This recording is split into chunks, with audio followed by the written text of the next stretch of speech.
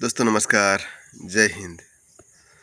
दोस्तों DA hike 2025 महंगाई भत्ते में फिर बढ़ोतरी के संकेत।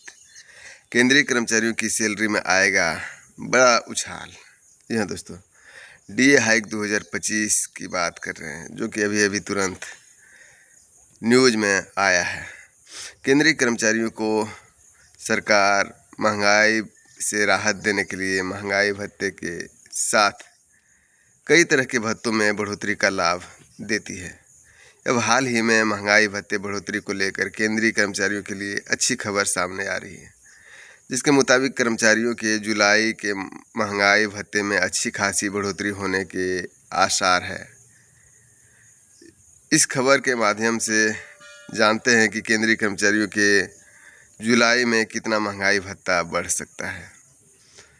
दोस्तों कितना बढ़ सकता है डीए हाइक?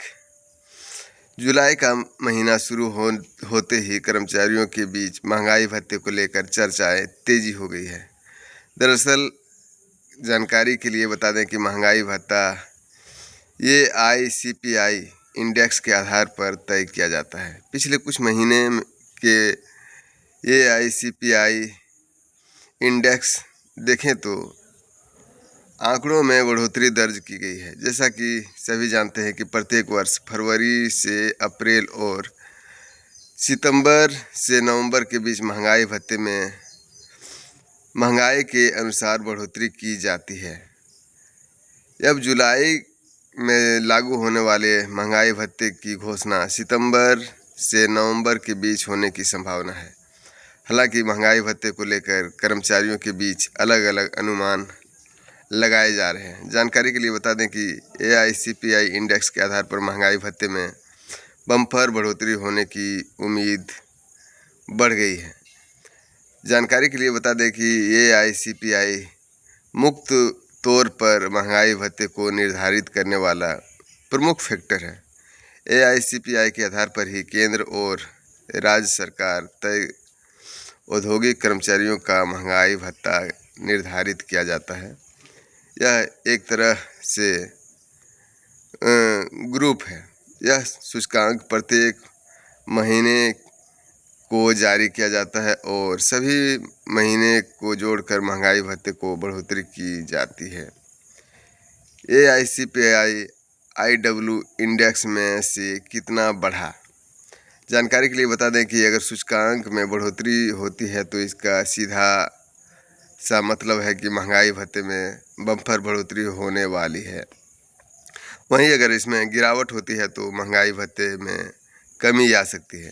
अगर वेबसाइट द्वारा दिए गए आंकड़ों को माने तो मार्च से ही इसकी तेजी देखने को मिल रही है, जो कि लगातार देखी जा रही है। रिपोर्ट के अनुसार मार्च में आंकड़े 143 थे, 143 थे, जबकि अप्रैल में 143.5 और मई में बढ़कर 144 हो गया है। 12 महीने के आंकड़ों का औसतन देखा जाए तो 144.5 तक पहुंच गया है। इस हिसाब से देखा जाए तो जुलाई में 58.85% महंगाई भत्ता हो जाना चाहिए। वहीं वर्तमान में 55 चल रहा है, जिसे बढ़ाकर 58% या फिर 59% किया जा सकता है। महंगाई भत्ते में 3 से 4% की बढ़ोतरी होने की संभावना है। इस आधार पर क्यों किया जाता है महंगाई, कर्मचारियों को महंगाई भत्ता क्यों दिया जाता है? बढ़ती महंगाई से निपटने और कर्मचारियों की परचेसिंग पावर को निरंतर बनाए रखने के उद्देश्य से प्रत्येक कर्मचारी को बेसिक सैलरी के साथ महंगाई भत्ता दिया जाता है। केंद्रीय कर्मचारियों को दिए जाने वाले महंगाई भत्ते में साल में 2 बार बढ़ोतरी हो जाती है। इससे कितनी बढ़ोतरी या फिर गिरावट करता है, यह मौजूदा समय में चल रहा महंगाई के आधार पर तय किया जाता है। इसे कैलकुलेटर करने के लिए AICPI के आंकड़ों के लिए लिया जाता है। उसी के आधार पर महंगाई भत्ता तय किया जाता है। तो दोस्तों ये थी महंगाई भत्ते से जुड़ी जानकारी। वहीं पर 18 महीने का DA एरियर जो है वो सरकार देने की नाम नहीं ले रही है और 8वां वेतन आयोग में भी अभी जल्द ही कुछ खास होने वाला है।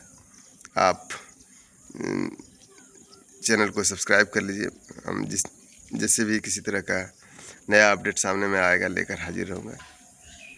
वहीं 18 महीने की बात करें तो कोरोना काल से लटका हुआ 18 महीने का DA एरियर सरकार देने के नाम नहीं ले रही है। वहीं बड़े बड़े मीडिया चैनल जो है आज तक का अंजना कश्यप या श्वेता तिवारी जैसे पत्रकार भी कुछ भी बोलने से कतराती है सरकार के खिलाफ। मैं समझता हूं कि बड़ा मीडिया चैनल है, उसकी आवाज़ सरकार के कानों तक पहुंचती है। कर्मचारियों की मांग को उठाना चाहिए। आपकी क्या राय है कमेंट बॉक्स में ज़रूर लिखें। फिलहाल इतना ही। आप चैनल को लाइक शेयर और सब्सक्राइब जरूर करें। जय हिंद, जय भारत।